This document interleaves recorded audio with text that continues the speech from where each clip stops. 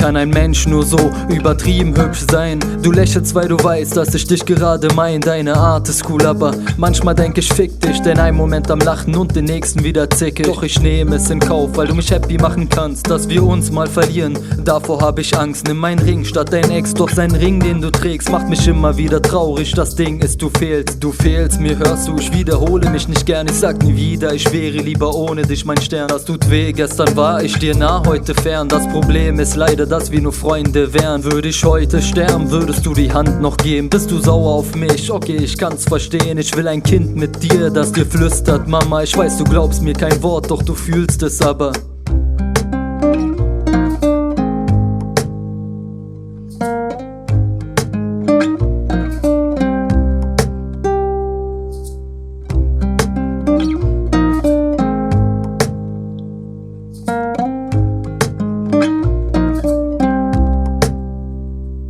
Es gibt noch viel zu sagen, ich bin blind ohne dich. Wenn wir uns mal verlieren, verrät der Wind, wo du bist, Engel. Du machst für mich Schatten zu Licht. Schau mich an, Schatz, warum begreifst du das nicht? Fühl mich wohl, wenn ich dir beim Lachen zuguck. Überleg nicht lange, du bist meine Zukunft. Du bist nicht perfekt, doch ich behandle dich so. Und halt dich deine Hand, Engel, bist du nicht froh? Ich schreib nicht auf mein Blog deinen Namen mit Herzen, ich trage dein Namen im Herzen, du fehlst mir sehr, Doppelpunkt, Klammer auf. Ich kämpf viel, diesmal geb ich aber auf.